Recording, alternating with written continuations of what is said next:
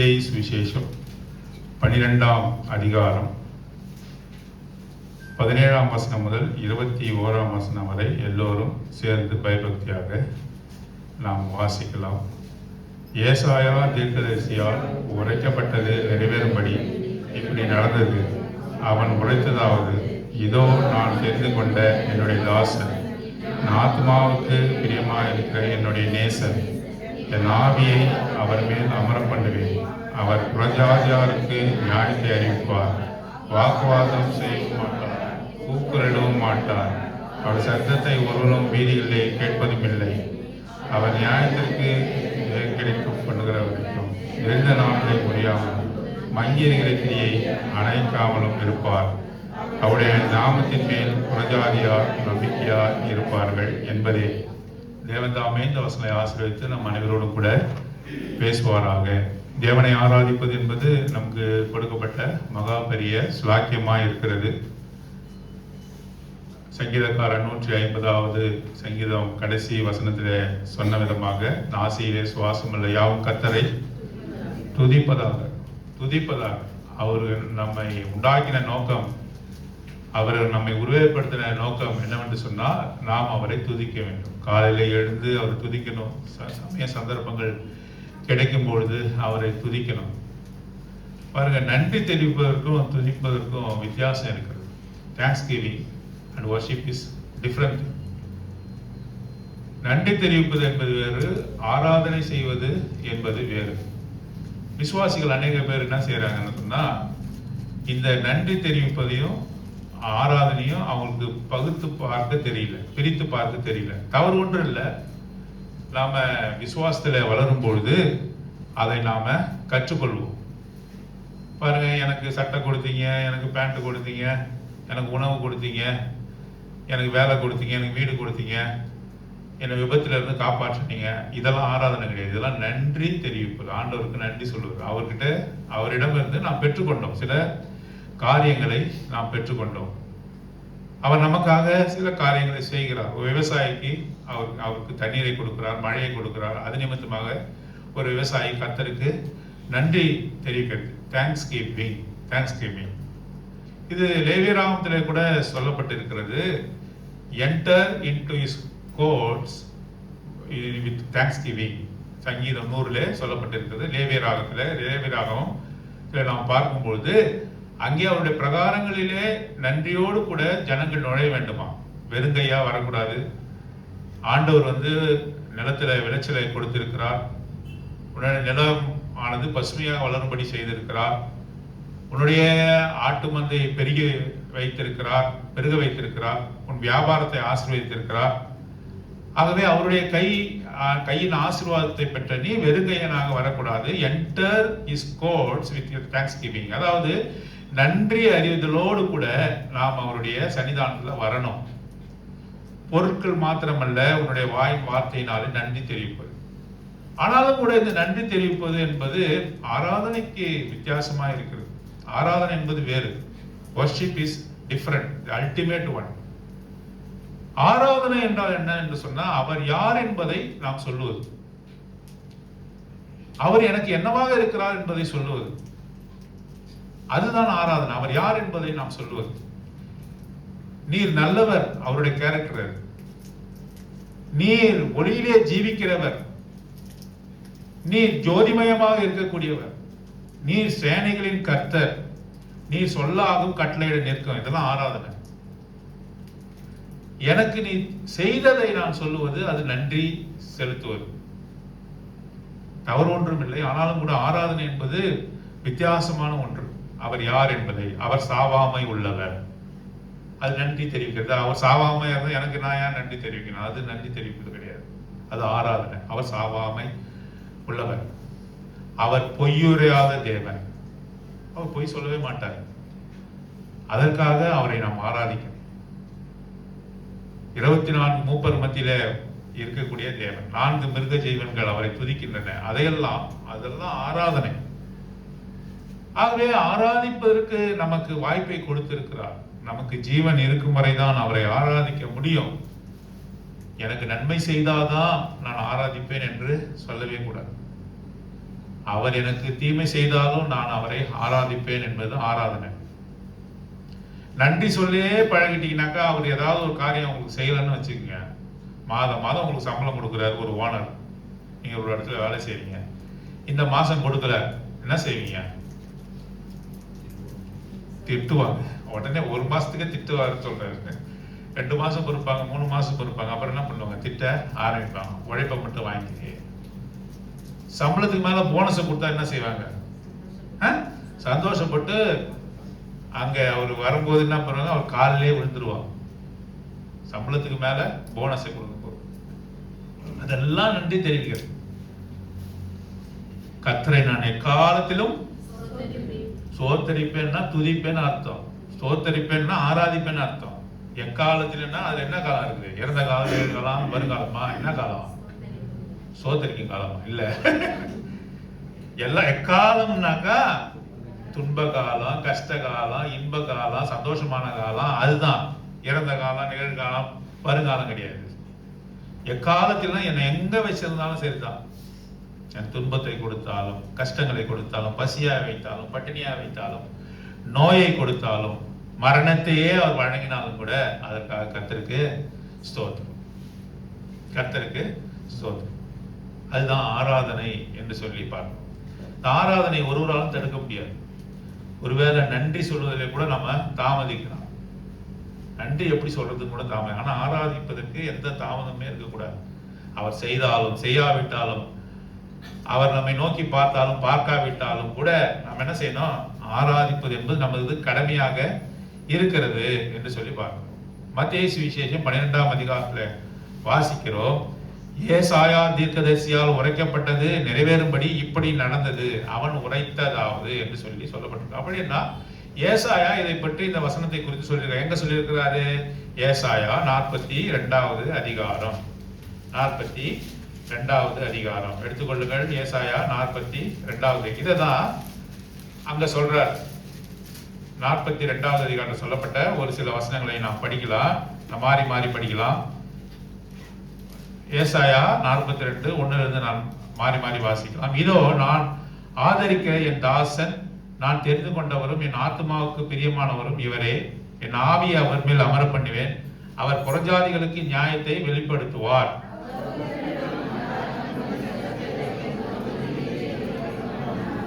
அவர் நெறிந்த நாணலை முறியாமலும் மங்கியறிகிற திரியை அணையாமலும் நியாயத்தை உண்மையாக வெளிப்படுத்துவார். இலங்கரிப்பதும் இல்லை, மதறுவதும் இல்லை. அவருடைய வேதத்துக்கு பார்த்திருக்கிறது. வானங்களை சிருஷ்டித்து அவைகளை விரித்து பூமியும் அதிலே உற்பத்தி ஆகிறவைகளும் பரப்பினவரும் அதில் இருக்கிற ஜனத்துக்கு சுவாசத்தையும் அதில் நடமாடுகிறவர்களுக்கு ஆவியும் கொடுக்கிறவருமான கர்த்தராகிய தேவன் சொல்லுகிறதாவது, நீ விடுவிக்கவும். கர்த்தராகிய நான் நீதியின்படி உம்மை அழைத்து உம்முடைய கையை பிடித்து உம்மை தற்காத்து உம்மை ஜனத்திற்கு உடன்படிக்கையாகவும் ஜாதிகளுக்கு ஒளியாகவும் வைக்கிறேன்.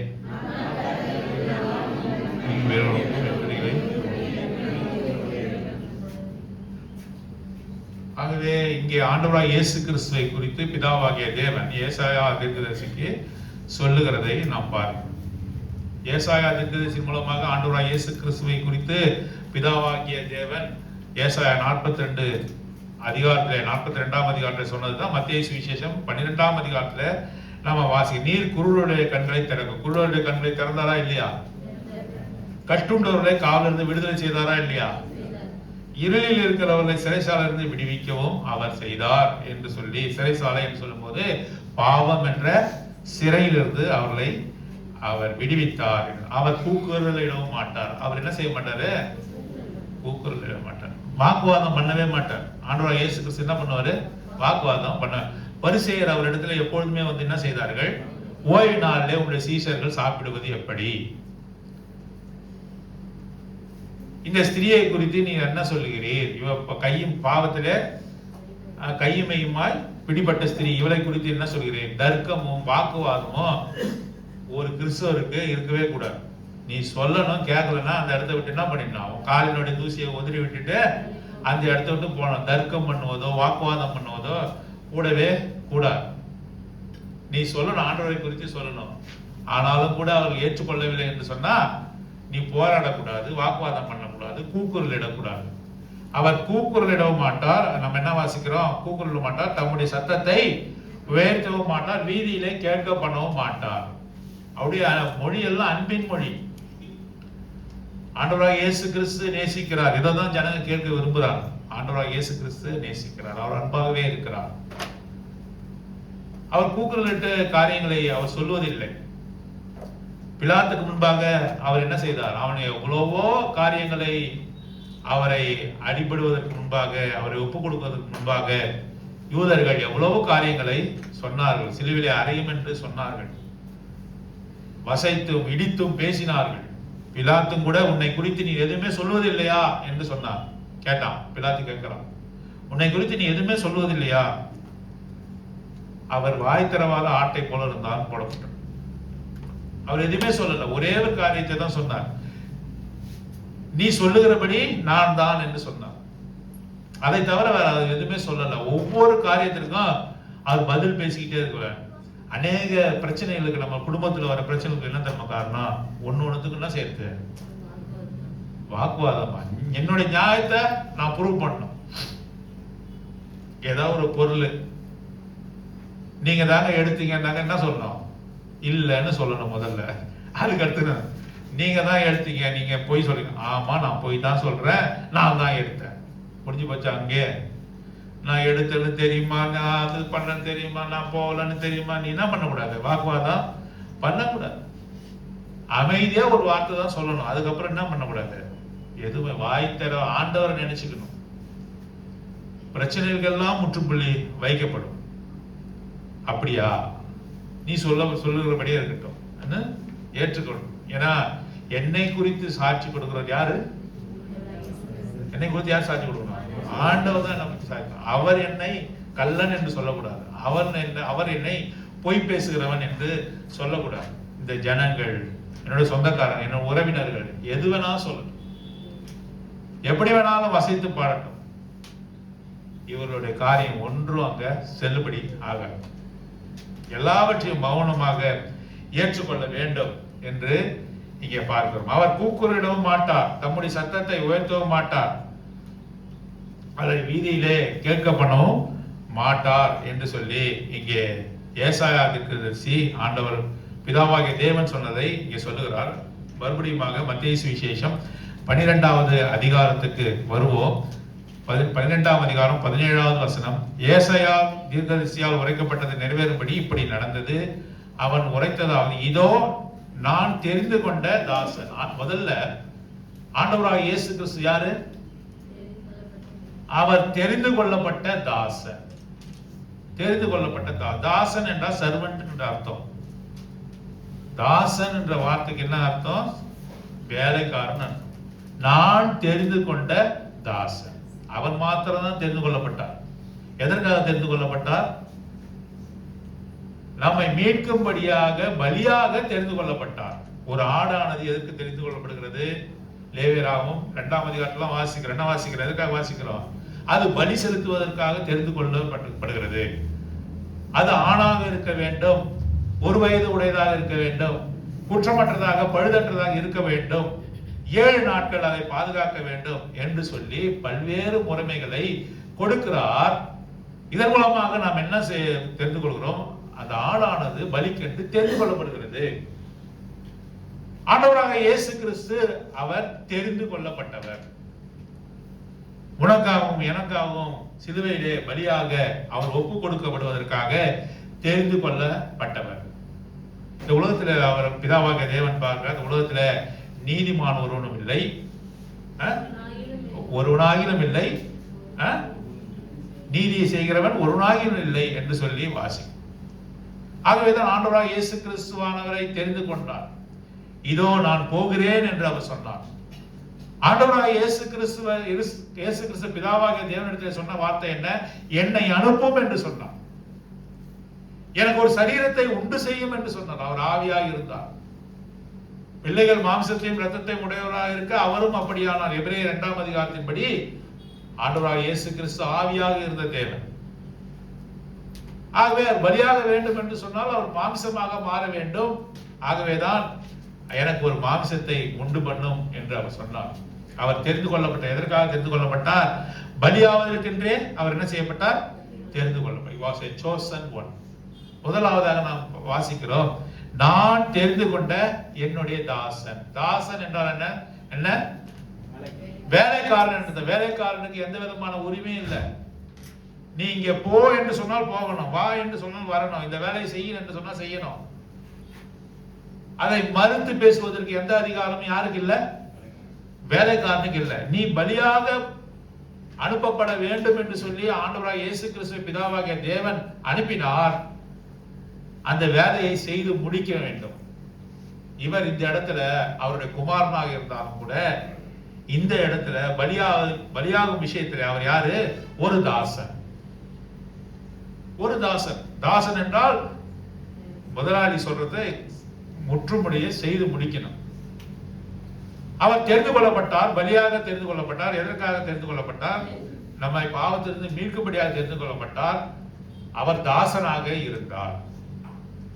தாசன் என்று சொல்லும் பொழுது எஜமான் சொல்கிற எல்லாவற்றையும் சரியாக செய்து முடிக்க வேண்டும். ஆகவேதான் உண்மையும் உத்தமமான ஊழியக்காரனே உன்னுடைய எஜமான் சந்தோஷத்துல உண்மையும் உத்தமமா இருக்கணும். உண்மை சொல்ற வேலையை உண்மையா செய்து முடிக்கணும். உத்தமமா செய்து முடிக்கிறவங்க தான் அங்கே சந்தோஷத்துல, பிதாவின் சந்தோஷத்துல பிரவேசிக்க முடியும். ஆகவே அவர் தெரிந்து கொள்ளப்பட்டவர். இரண்டாவதாக அவர் தாசன். அப்புறம் நம்ம பார்க்கலாம், அவர் என் ஆத்மாவுக்கு பிரியமா இருக்கிறார். இந்த தாசன் தேவாதி தேவனுடைய பிரியமாய் இருக்கிறவர். மத்தேயு சுவிசேஷம் 7ஆம் அதிகாரம் 13வது வசனம் எடுத்து வாசிங்க. மத்தேயு சுவிசேஷம் 7ஆம் அதிகாரம்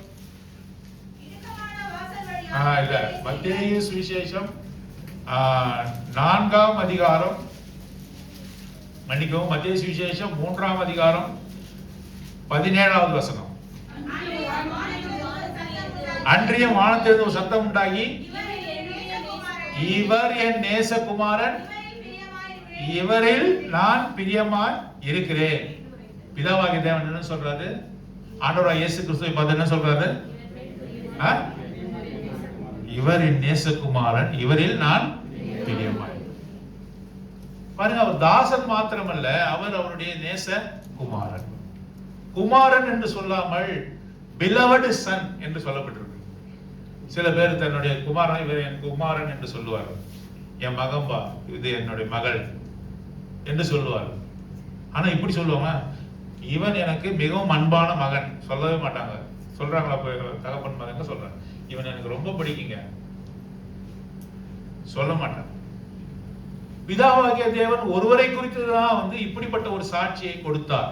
2 முறை கொடுத்தார். ஒன்று அவர் ஞானஸ்தானம் பெறும்பொழுது, இன்னொன்று அவர் மறுரூப மலையில இப்படிப்பட்ட ஒரு சாட்சியை கொடுத்தார். இவர் என் நேசகுமாரன், இவர் சொல்கிறபடி செய்யுங்கள் என்று சொன்னார். இவர் தான் என்னுடைய நேசகுமாரன். உமக்கு ஒரு கூடாரமும் எலியாவுக்கு ஒரு கூடாரமும் மோசேவுக்கு ஒரு கூடாரமும் போடலாம்னு சொன்னார். யார் சொன்னது? பேதுரு சொன்னார். உடனடியாக அவர்கள் அந்த இடத்துல நம்ம வாசிக்கிறோம், while they were yet speaking அப்படின்றால், இப்படி அவங்க சொல்லி கூட முடிக்கலையா. பேதுரு இங்க ரொம்ப அருமையா இருக்கு இந்த மலை, இந்த மலையில மோசேவோட பேசுகிறாங்க, எலியாவோடு நீ பேசுகிறீர், ஆகவே இங்கே தங்கிடலாம், அந்த மலையிலே நம்ம தங்கிடலாம். ஏனென்று சொன்னா மோசே அவர்களுக்கு பெரிய லீடர்,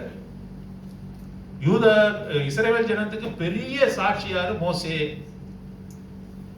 கிரேட்டஸ்ட் ப்ராஃபட், அதாவது பெரிய பலத்த ஒரு தீர்க்கதரிசி என்று சொன்னா எலியா.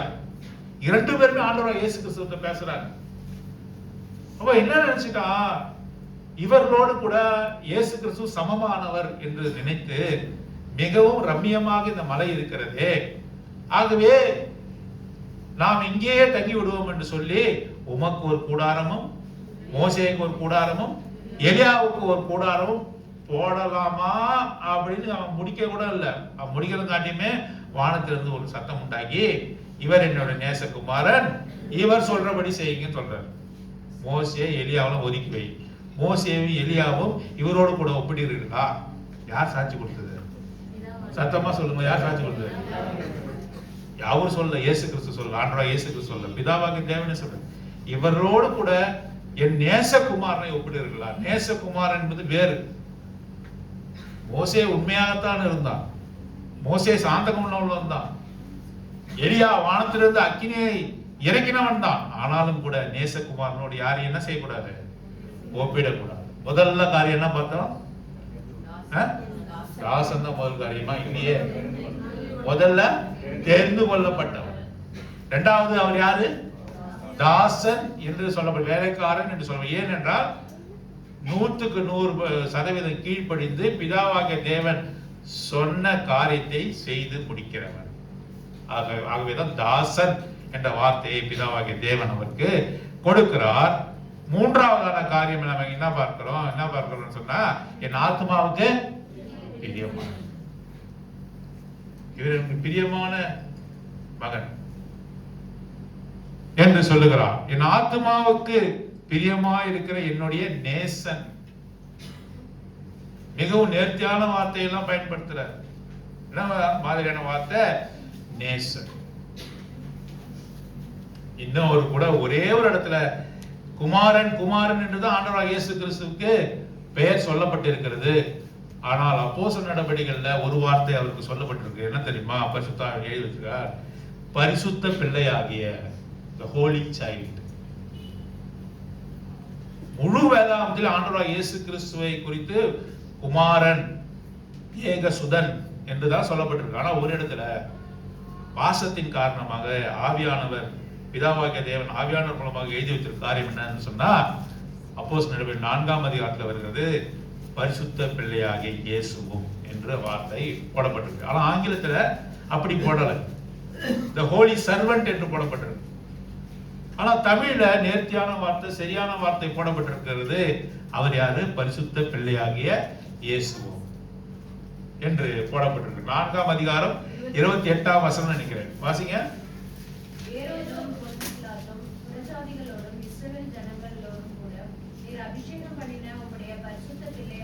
அவருடைய பரிசுத்த பிள்ளை. ஆண்டவருக்கு இன்னொரு பேர் இன்றைக்கு நாம் புதிதா அறிந்து கொள்வதற்கு ஆண்டவர் வாய்ப்பை கொடுத்திருக்கிறார். அவருடைய பரிசுத்த பிள்ளை, அவருடைய பரிசுத்த பிள்ளை, ஹோலி சைல்ட் என்று அங்க வாசிக்கும்.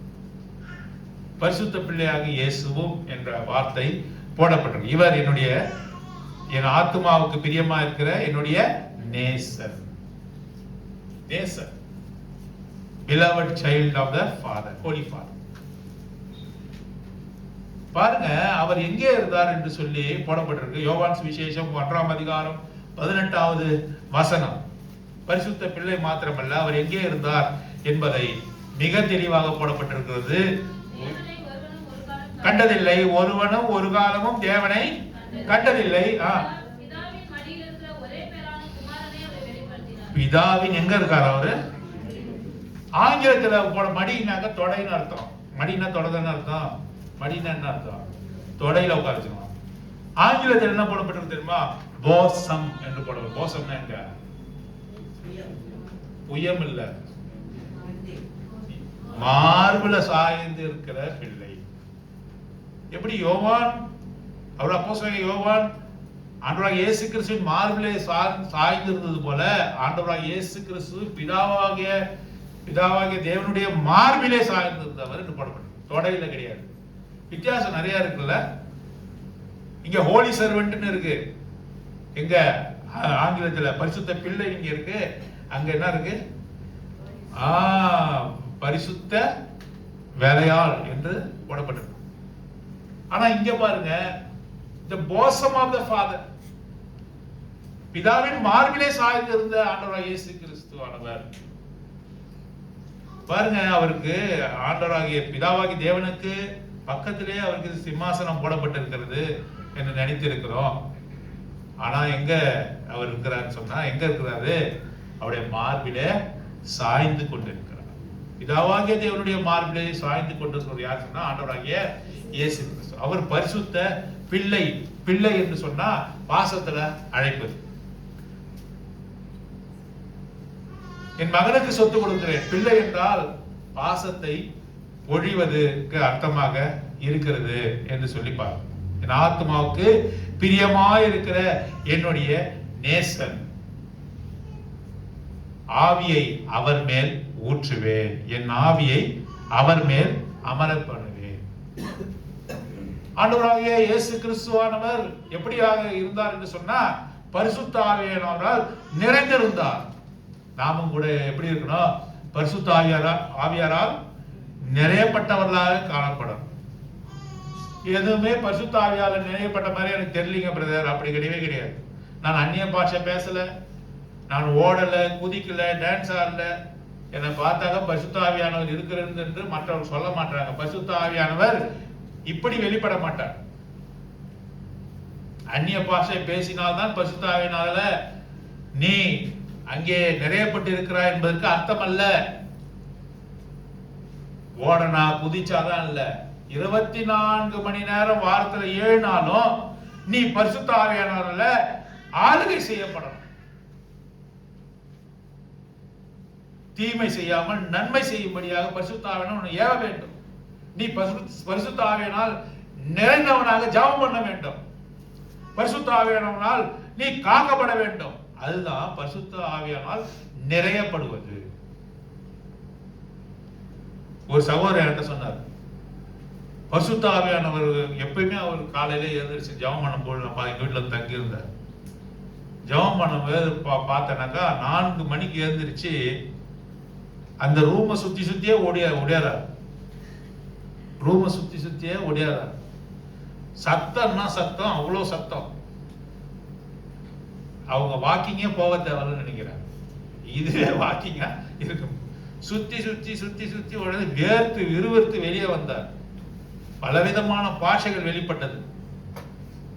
நான் கேட்டேன், என்னப்பா பண்ணன்னு கேட்டேன்.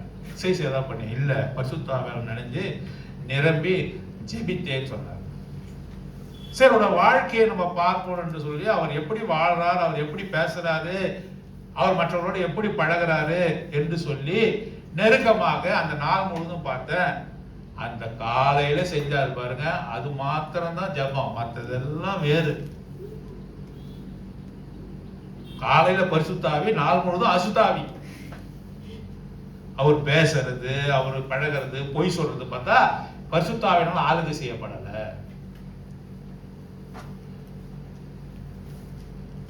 அப்ப பொய்யான ஆவியினாலே நிரப்பப்படுவது. பரிசுத்த ஆவியானவர் வந்தா என்ன செய்வாரு? அவர் உண்மையை குறித்தும் சத்தியத்தை குறித்தும் அவர் கண்டித்து உணர்த்துவார். பரிசுத்த ஆவியானவர் நீ விழாதபடி உன்னை காப்பாற்றுவார், நீ தீமை செய்யாதபடி உன்னை காப்பாற்றுவார். அதுதான் பரிசுத்த ஆவியானவர் வேலை. பரிசுத்த ஆவியானவர் தனியே இயங்க மாட்டாரு. இயேசு கிறிஸ்துவை உனக்குள்ளாக உருவாக்குவார். அவர் தனியே இயங்க மாட்டார் என்று ஆண்டவராகிய இயேசு கிறிஸ்து சொல்லியிருக்கார். அவர் என்னை மகிமைப்படுத்துவார். பரிசுத்த ஆவியானவர் என்னை மகிமைப்படுத்துவார் என்று சொல்லப்பட்டது. ஆகவே ஆண்டவராகிய இயேசு கிறிஸ்து உண்மையும் சத்தியமும் நிறைந்தவராக இந்த உலகத்தில் வந்தார்.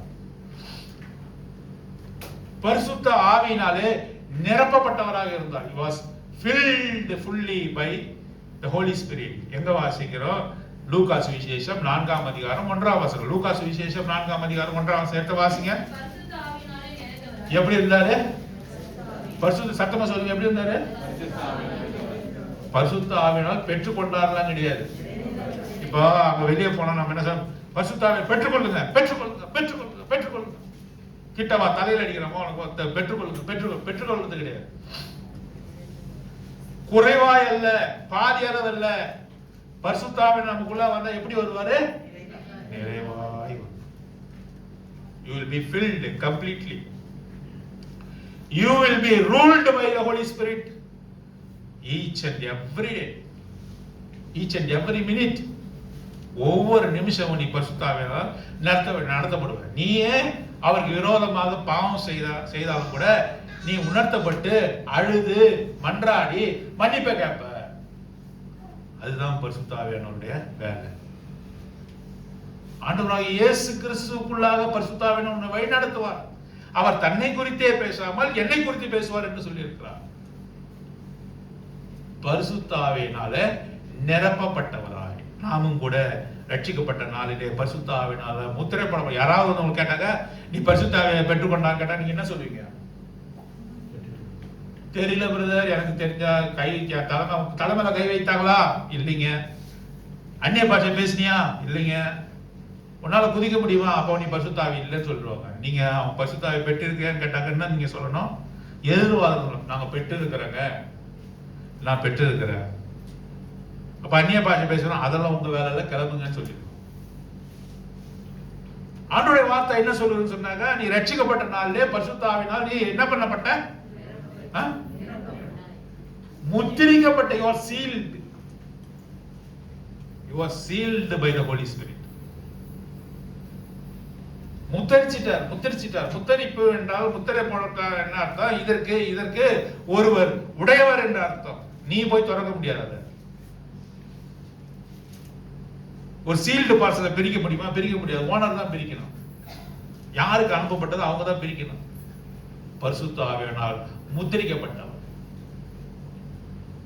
இயேசு கிறிஸ்துவானவர் அங்கே பரிசுத்த ஆவியினால் நிரப்பப்பட்டவராக இருந்தார். ஆகவேதான் பிதாவாகிய தேவனாலே அவர் நடத்தப்படுகிறார் என்று சொல்லி பார்க்கிறோம். என்னுடைய நேசன் என் ஆவியை அவர் மேல் அமர பண்ணுவேன். அவர் புறஜாதிக்கு என்னத்தை சொல்லுவாரு? நியாயத்தை சொல்லுவார். அவர் எப்படிப்பட்ட நியாயத்தை சொல்லுவார்? நீதியுள்ள நியாயத்தை சொல்லுவார்.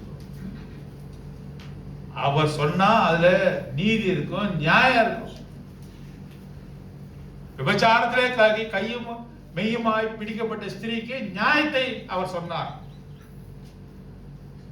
கல்லை எடுத்து வந்தவங்க எல்லாம் கல்லை போட்டுட்டு போயிட்டாங்க. அவர் மாத்திரமே நீதி உள்ள நியாயாதிபதியாய் இருக்கிறவர். அப்போஸ்தலர் நடபடிகள் 17ஆம் அதிகாரம் 31வது வசனம் வாசிங்க.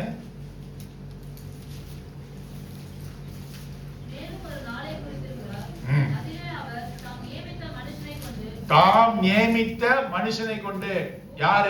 ஒரு நாளை நியமித்தவர் யாரு? சத்தமா சொல்லுங்க.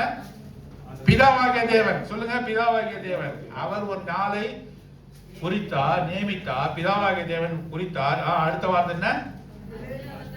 அதிலே அவர் தாம் நியமித்த. யாரை நியமித்தாரு? யாரை தெரிந்து கொண்டாரு? ஆண்டவராகிய இயேசு கிறிஸ்துவை கொண்டு. பூலோகத்தை நீதியாய் நியாயம் தீர்ப்பார். இன்னொரு வசனத்துல வாசிக்கிறோம், நியாயம் தீர்க்கிற அதிகாரத்தை தாவே எடுத்துக் கொள்ளாமல் தனது குமாரனுக்கு அவர் கொடுத்தார். நம்ம நியாயம் தீர்க்க போகிறோம் யாரு? இந்த வசனத்தின் அடிப்படையில் யார் நம்ம நியாயம் தீர்க்க போகிறாரு? ஆண்டவராகிய இயேசு கிறிஸ்து. அந்த அதிகாரத்தை யார் கொடுத்திருக்கிறார்? பிதாவாகிய தேவன். மனுஷனாகிய ஆண்டவராகிய இயேசு கிறிஸ்துவினிடத்துல அந்த அதிகாரத்தை கொடுத்தார். ஆகவேதான் இங்க வாசிக்கிறோம். என்ன வாசிக்கிறோம் என்று சொன்னா, இங்க பாருங்க, அவர் புறஜாதியாருக்கு நியாயத்தை அறிவிப்பார். அவர் மாத்திரம் இஸ் எ ரைச்சியஸ் ஜட்ஜ் என்று சொல்லி நாம இங்க அவர் வாக்குவாதம் செய்ய மாட்டார், கூக்குரலிட மாட்டார். அவருடைய சத்தத்தை ஒருவனும் வீதியிலே கேட்பதும் இல்லை. வாக்குவாதத்துக்கு இடமே இல்லை. ஆண்டவருக்கு இல்லை, நமக்கும் வாக்குவாதத்துக்கு இடம் இல்லை. யாராவது நம்மகிட்ட வாக்குவாதம் பண்ண நம்ம என்ன சொல்லலாம்? சொல்லணும். கேட்கலன்னா என்ன சொல்லணும்? அந்த இடத்தை விட்டு விலகி போகும். அந்த இடத்தை விட்டு விலகி போகும். கூக்குரலுக்கோ வாக்குவாதத்துக்கோ சத்தத்துக்கோ தேவனுடைய பிள்ளைகளுக்கு அங்கே கொடுக்கப்படவில்லை என்று சொல்லி பார்க்கணும். அவர் நியாயத்தை ஜெயங்கெடுக்க பண்ணுகிற வரைக்கும் நெறிந்த நாணலை முறியாமல் இருக்கிறார். அடுத்த காரியம் என்ன? நெறிந்த நாணலை முடியாது. நாணலை நீங்க பார்த்திருக்கீங்களா? நாணல் எங்க விளையும்? மார்ஷி லேண்ட்னா சொதப்பான தண்ணீர் அதிகமாக இருக்கக்கூடிய இடத்துல வளரக்கூடியது அந்த நாணல் என்று சொல்லுவார். நாணல் வெரி ஸ்ப்ளெண்டர், அதாவது மிகவும் மெலிதாக இருக்கக்கூடியது. மிருகங்கள் போனாலும் கூட அந்த நாணல் என்ன பண்ணும்? வேரோடு பிடிங்கிட்டு வந்தது. வேறு உறுதியாக நிலத்திலே படிந்திருக்காது. நாணலுக்கு என்று ஒரு வாழ்வு கிடையாது. அது இருக்கும், காற்று அடித்தாலும் கூட என்னது? வேரோடு பிடுங்கிட்டு போயிடும். வேரோடு பிடுங்கி கொண்டு போயிடும். இங்க இருக்கிற பனைமரத்தை நான் பார்த்து கொண்டே இருப்பேன்.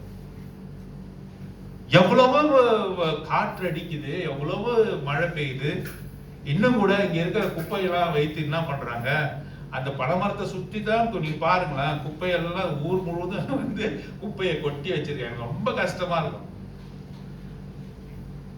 வைத்து விட்டு அதை வாரி கொண்டு போகாமல் என்ன செய்யறாங்கன்னு சொன்னா, இப்பெல்லாம் அந்த பிளாஸ்டிக் பலவிதமான மெட்டீரியலை வைத்து எரிக்கிறாங்க. அந்த பனைமரத்தினுடைய வேரெல்லாம் கூட என்னது, அது மேல இருக்கிற வேரெல்லாம் கூட எரிந்து போகிறதை பார்க்கிறோம், கருமையாகிறத பார்க்கிறோம். ஆனாலும் கூட மேல பார்த்தா பச்சை பசேல்.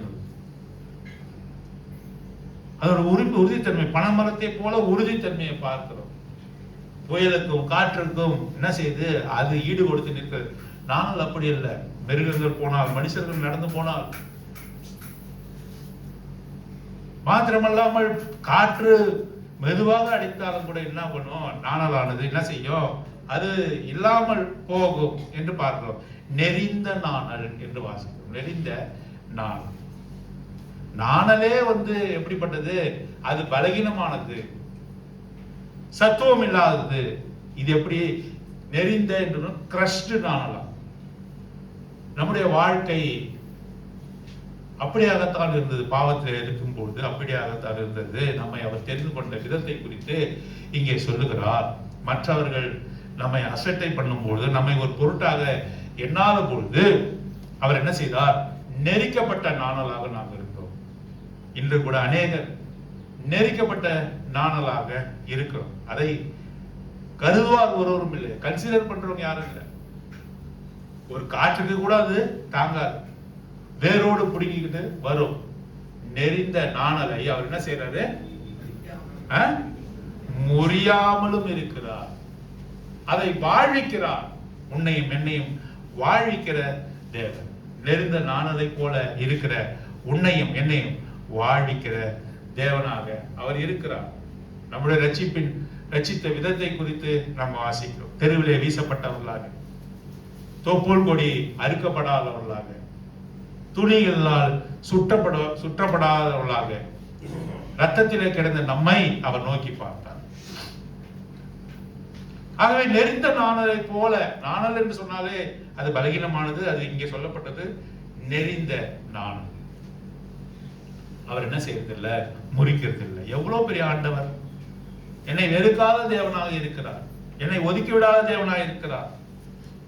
நான் அற்பமான நாணலை போல இருந்தாலும் கூட, நொறுக்கப்பட்ட நாணலா இருந்தாலும் கூட, என்னையும் தேடி வந்த தேவனாக அவர் இருக்கிறார். அவருடைய நுகம் மிருதுவாக இருக்கிறது. He is soft and gentle என்று வாசிக்கிறோம். அதுக்கு அடுத்த காரியம், மங்கி எறிகிற திரியை அணைக்காமலும் இருப்பார். மங்கி எறிகிற திரி. இந்த திரியானது புதுல எப்படி இருந்தது, இந்த இப்பெல்லாம் பார்த்ததே இல்லையா? ஒரு விளக்க வாங்கிட்டு வந்து அங்க ஆலிவ் ஆயில ஊத்துவாங்க, நமக்கு கெரோசினை ஏதோ ஊற்றி வீடுகள்ல பற்ற வைக்கிறோம் இல்லையா? காட்டன் துணியை வைத்து பற்ற வைக்கிறோம். புதிதா இருக்கிற அந்த என்ன சொல்றது, திரி. திரி என்ன செய்யும், எப்படி எரியும், பிரகாசம். எரிய எரிய அதுல என்ன பாமாவும், அந்த திரியில கரி உருவாகும். எரிந்து போன கரி உருவாகும். இந்த எரிந்து போற கரி என்ன செய்யும்னாக்கா, அது பிரகாசமாக எரியாமல், தொடர்ந்து பிரகாசமாக எரியாமல் அதை மங்கி எறிய செய்யும். மங்கி எறிகிறதே என்று சொல்லி நீ அதை கவனிக்காம விட்டாக்கா என்ன செய்யும்? பெரிய பெரிய லாரி எல்லாம் பார்த்திருக்கீங்களா? பேட்டரி இருக்கிற இடத்துல தினமும் எண்ணெய், சத்தமா சொல்லுங்களேன், தினமும் என்ன, அப்படியே விட்டுறாத. தினமும் வந்து அது தண்ணி இருக்குதா பாரு, பேட்டரியில பவர் இருக்கா பாரு, தினமும் என்னை கவனி. இவன் எழுதி வச்சுட்டு, அதான் எழுதி வச்சது இவன் தான் எழுதி வச்சிருக்கான். இவன் எழுதி வச்சு அதை போய் கவனிக்கணும். ஏன் கவனிக்கிறான்? அதை கவனிக்கணும். பேட்டரி தானே விட்டுறக்கூடாது, எரியுது தானே விட்டுறக்கூடாது. கொஞ்சம் கொஞ்சமா மங்கி எரிஞ்சு என்னது அணைய போல சமயத்துக்கு அது வருகிறது. அதான் மங்கி எரிகிற திரி. முதல்ல சொன்னது என்ன, நெறிந்து போன நாணல். அது விசுவாசத்தினுடைய தொடக்க வாழ்க்கையை குறிக்கிறது. ஒன்றுமே யாரும் என்னை பொருட்படுத்தாத நிலைமை அது குறிக்கிறது. அப்படிப்பட்ட ஒரு வாழ்வை வாழ்ந்த மடிந்து போகிற நிலைமையில இருந்த என்னை அவர் தெரிந்து கொண்ட விதத்தை, ரட்சிப்பின் விதத்தை குறிக்கிறது. நெறிந்து போன நாணல். மங்கி எறிகிற திரி என்ன எதை குறிக்கிறது? விசுவாசத்துக்குள்ள வந்துட்ட, ஆனாலும் விசுவாச வாழ்க்கையில் வாழ்ந்து கொண்டிருக்கும் போதே பின்வாங்கி போகிற நிலைமை எனக்கு உண்டாகிறது. பின்வாங்கி போகிற நிலைமை எதனால் உண்டாகிறது? அவுட் ஆஃப் பிரஷர், டிஸ்ட்ரெஸ், எனக்குள்ளாத ஸ்ட்ரெஸ், என்னுடைய வாழ்கிற சூழ்நிலைகள், இதெல்லாம் நான் கிறிஸ்துவத்துல முன்னோக்கி ஓடாம என்ன செய்யுது? மங்கி எரியும்படியாக இந்த வாழ்வு இருக்கிறது. பரிசுத்த ஆவியானவர் மங்கி எரிகிற நிலைமைக்குள்ளாக அங்கே வருகிறார். என்னுடைய திரியானது அங்கே சுத்தப்படுத்தப்படாமல் கொஞ்சம் கொஞ்சமாக அணைவதற்கு ஏற்ற வாழ்க்கைக்குள்ளாக போய்விடும். இன்றைக்கு எத்தனை பேருக்கு அப்படிப்பட்ட நிலை இருக்கிறது என்று ஒருவரும் சொல்ல முடியாது. நல்ல விசுவாசியை போல இருப்பார்கள், ஆனாலும் கூட உலகமானது அவர்களை மேற்கொண்டு வந்து மங்கி எரிய வைத்துக் கொண்டிருக்கிறது. பிரகாசமா எரிய முடியல. நீ ஆதியிலே கொண்டிருந்த அன்பை அதே மாதிரி அன்பா இருக்கிற, அந்த அன்பு பெருகிச்சா? ஆதியில் இருந்த அன்பு என்னது? குறுகினது, குளிர்ந்து போனது. அந்த அன்பு பெருக வேண்டும். ஆண்டவர் மீது வைத்த உனது அன்பு பெருக வேண்டும். ஆனால் இப்பொழுது அந்த நிலைமை என்ன? குறுகி போகிற நிலைமை, குளிர்ந்து போகிற நிலைமை. ஆண்டவருக்கு பாத்திரம்தான் தெரியும், உனக்கு தெரியும், ஆண்டவருக்கு தெரியும் உன்னுடைய இருதயம் எப்படிப்பட்டதாக இருக்கிறது. மங்கி எரிந்து கொண்டு இப்பவோ அப்பவோ என்று இருக்கிற திரியை போல உன்னுடைய வாழ்க்கை. அது என்ன செய்யறது? அவர் கிட்டே வந்து நீ விசுவாசத்தை விட்டு ஓடிவிடாமல், அவரை மறுதலித்து விடாமல், உன்னை அன்பாய் வந்து என்ன செய்யறாரு? அதை சுத்தப்படுத்தி திரும்பவும் பிரகாசமாக எரிகிற வைக்கிறது யாரு? சத்தமா சொல்லுங்க. ஆண்டவர், எனது அன்புள்ள ஆண்டவர், எனது அன்புள்ள ஆண்டவர் என்ன செய்யறாரு? என்னை ரட்சித்த விதம் நெறிந்து போன நாணல், நான் பின்வாங்கிற நிலைமை, நான் பின்வாங்கி இருக்கிறேன். ஆண்டவரை நான் முன்பு போல நேசிக்க முடியவில்லை. என்னோட வாழ்க்கையினுடைய அழுத்தம், சோதனை, என்னோட ஸ்ட்ரெஸ், இதெல்லாம் நான் மங்கி எறிந்து கொண்டிருக்கிறேன். இப்பொழுது அவர் கிட்டே வந்து அதை சுத்தப்படுத்தி திரும்பவுமாக ஆதி அன்புக்குள்ளாக கொண்டு வருகிற தேவன். நெறிந்த நாணலை முறியாமலும் மங்கி எறிகிற திரியே. எவ்வளவு பெரிய காரியத்தை ஆண்டவர் நமக்கு அங்கே அவர் செய்திருக்கிறார் பாருங்க. அவருடைய நாமத்தின் மேல் புறஜாதியார் நம்பிக்கையாய் இருப்பார். நாம எல்லாம் யாரோட நாமத்தின் மேல நம்பிக்கையா இருக்கிறோம்? இயேசு, இயேசு என்ற நாமத்துல நம்பிக்கையாய். நம்பிக்கை ஆண்டவர் மீது. புறஜாதியாராக நாம் யார் மீது நம்பிக்கையா இருப்போம்? ஆண்டவராக இயேசு கிறிஸ்து. ஒரு நாள் வருவார், என்னை தேடி வருவார். அந்த நம்பிக்கையை அவர் எனக்கு கொடுத்திருக்கிறார். என் நம்பிக்கை எல்லாம் ஆண்டவர் மீது இருக்கிறது. நாம் சொல்ல முடியுமா? நான் விசுவாசித்தேன், என் நம்பிக்கை அவர் மீது இருக்கிறது. உலகம் எது வேணாலும் பழித்து உரைக்கட்டும், என்னை கேவலமாக சொல்லட்டும், நீ ஆண்டோட பிள்ளையே இல்லை என்று சொல்லட்டும். சில பேருடைய வாழ்க்கையை பார்த்தாக்கா சிலர் என்ன சொல்றாங்க? இவன் ரட்சிக்கப்படலை, இவன் ஆண்டோட பிள்ளை இல்லைன்னு சொல்றாங்க. அவர்கள் என்ன வேணா சொல்லட்டும், என்னை குறித்து சாட்சி ஒருவர் தான், அவர் தான் என்னை பற்றி சொல்லணும். மற்றொரு கண்களிலே நீ அசுத்தமாய் வாழ்கிறாய் என்று நினைத்துக் கொண்டிருக்கலாம். ஆனாலும் கூட கர்த்தருடைய கண்ணிலே நீ விலையேறப்பெற்றவன், விலையேறப்பெற்ற முத்து. அவர்தான் என் நம்பிக்கை, அவர்தான் என் பரலோக கதவை திறக்கக்கூடியவர், அவர்தான் என்னை கைப்பிடித்து தூக்கக்கூடியவர், அவர்தான் என் நம்பிக்கை, அவர்தான் என் நம்பிக்கை. புறஜாதியினுடைய நம்பிக்கை அவர்தான். எத்தனை காரியங்களை பார்த்தோம், முடிக்கலாமா? எத்தனை காரியங்களை பார்த்தோம்? முதல்ல அவர் எப்படிப்பட்டவர்? அவர் தெரிந்து கொள்ளப்பட்டவர். யாரும் தெரிந்து கொள்ளப்பட்டார், அவர் மாத்திரமே என்ன செய்யப்பட்டாரு? எதுக்காக தெரிந்து கொள்ளப்பட்டாரு? சிலுவையிலே ஒப்பு கொடுப்பதற்காக என்ன பண்ணப்பட்டாரு? தெரிந்து கொள்ளப்பட்டார். என்னுடைய பாவத்துக்காக, பலியாவதற்காக பிதாவாகிய தேவனால தெரிந்து கொள்ளப்பட்டார். இரண்டாவதாக அவர் யாரு? சத்தமா சொல்லுங்க. ஏன் தாசன் அவரு?